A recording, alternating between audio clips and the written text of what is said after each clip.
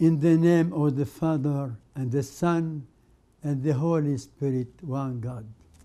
Dear friends, good evening, good morning, depends where you are. I am happy to address you with this wonderful word, friends. But it is not my own. It is the word Jesus used to address to his disciples, saying, you are no more slaves. You are very, very near to me. You are my friends. So in this spirit, I address you, and I'm happy to be able to bring you some good news. We are, as you know, meditating about the gospel as a proclamation of the resurrection. Today we will have a little meditation about how Paul was so enthusiastic for the gospel that we can call him. We know we have 4 apostles who wrote the gospel, each one in his own way. But we can say Paul is the 5th evangelist. Yes. Paul is in love with the gospel. He can be termed the 5th evangelist. It is enough to recall his famous saying, woe to me if I preach not the gospel. He is always preaching the gospel, day and night and everywhere. Bearing this in mind, I read the letters of St. Paul and found how many times the gospel is found in the letters of St. Paul. I noted some 50 places where the word gospel is mentioned without counting synonym of gospel, economy, salvation, and so on and so on. Kerygma, all these words are related to the gospel. Paul is in a direct relationship with the gospel with Jesus. His whole life is bound up with preaching the gospel. Finish. This is his task. Jesus, the good news. He adheres, Paul, so much to the gospel that he repeats an expression that enables us to understand that he has his own gospel. Not always he is preaching, he has his own gospel. So he prays for the faithful in Rome to establish you according to my gospel. How wonderful. He is a gospel, he is ambassador for the gospel.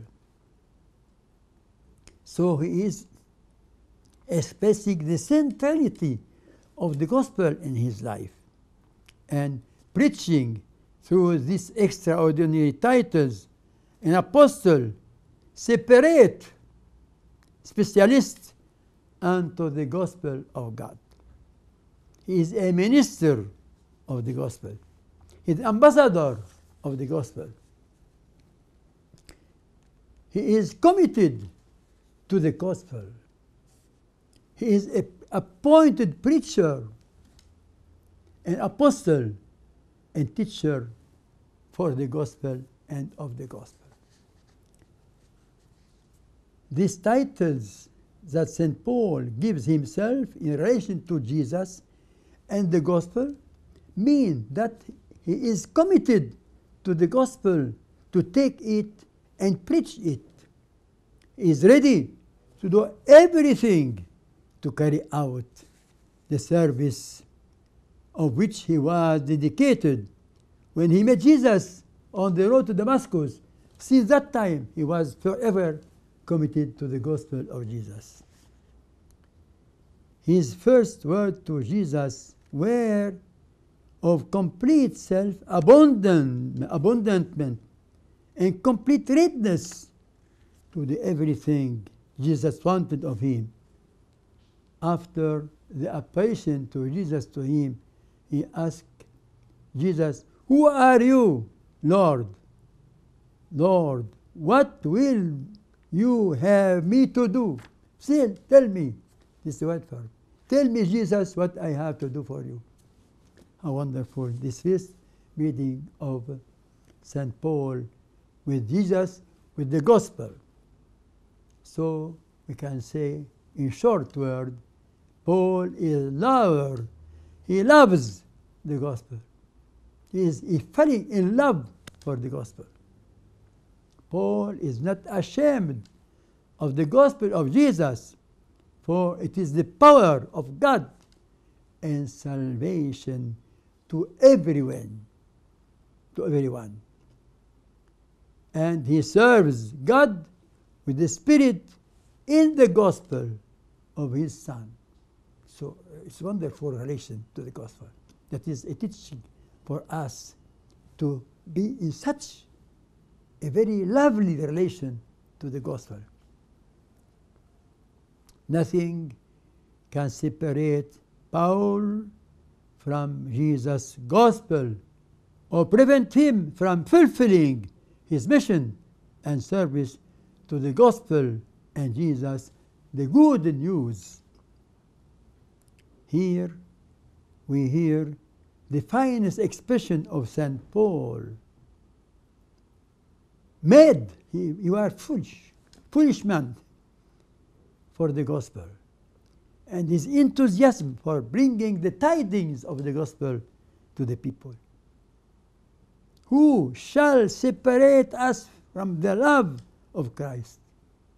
Shall tribulation, distress, persecution, famine, nakedness, peril, sword? That we can say we experience all these things, dear friends, in our life.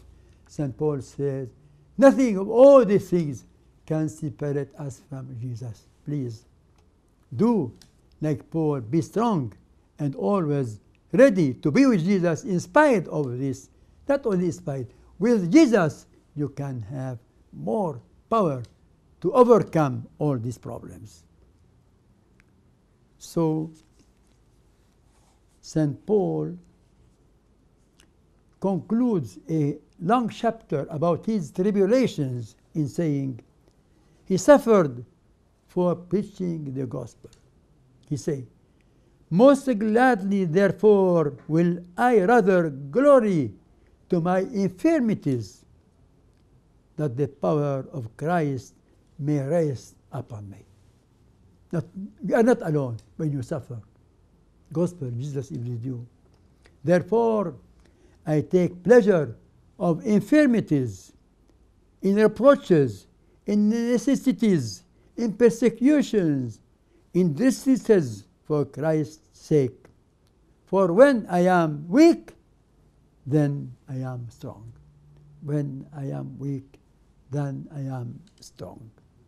This verse reminds me of an extraordinary saying of the ecumenical Patriarch of Athenagoras, where he said, I am no more longer afraid, because I have laid my weapons down. Dear friends, thank you for hearing this wonderful understanding of Paul for the gospel. You, please be like Paul, a lover of the gospel of Jesus. God be with you. Jesus be always with you. Goodbye.